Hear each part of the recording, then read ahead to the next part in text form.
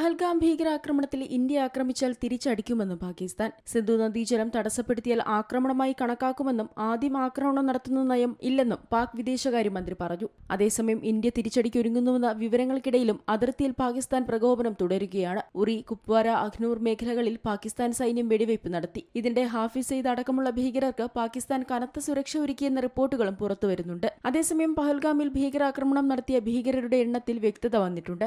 ആക്രമണവുമായി ബന്ധപ്പെട്ട് 6 പേരെയാണ് ഇന്ത്യ തിരയുന്നത്. ഇതിൽ 4 ഭീകരർ പാകിസ്ഥാനിൽ നിന്നുള്ളവരാണ്. മറ്റു 2 പേർ ജമ്മുവിൽ നിന്നുള്ളവരാണ്. ഈ 6 ഭീകരർക്കായാണ് അനന്ത്നാഗ് മേഖലയിൽ സേനയുടെ പരിശോധന നടക്കുന്നത്. ഇവർ ജമ്മുവിലേക്ക് കടക്കുന്നത് തടയാനാണ് ശ്രമം. ഇതിന്റെ ഭാഗമായാണ് അനന്ത്നാഗ് മേഖല സൈന്യം വളഞ്ഞത്. 2024 ഒക്ടോബറിൽ നടന്ന സോനാമർഗ് ടണൽ അറ്റാക്കിലും ഇതേ തീവ്രവാദി സംഘത്തിന് ബന്ധമുണ്ടെന്ന് സ്ഥിരീകരിച്ചിട്ടുണ്ട്. ഇതിനിടെ ലഫ്റ്റനന്റ് ഗവർണർ മനോജ് സിൻഹയുടെ നേതൃത്വത്തിൽ ശ്രീനഗറിൽ ഉന്നതതല യോഗം ചേർന്ന് സംസ്ഥാനത്തെ സാഹചര്യം വിലയിരുത്തി. ഭീകരർക്ക് ലഭിക്കുന്ന പ്രാദേശിക സഹായം തടയും.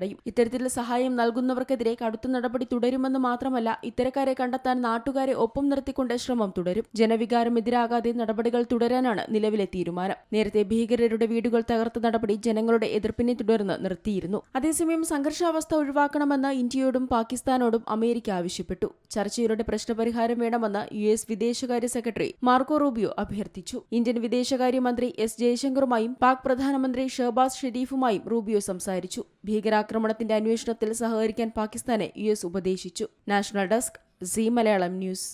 ഏറ്റവും പുതിയ വാർത്തകളും വിശേഷങ്ങളും വിരൽ തുമ്പിലറിയാൻ സീ മലയാളം ന്യൂസ് എല്ലാ ഡിജിറ്റൽ പ്ലാറ്റ്ഫോമുകളിലും ലഭ്യം.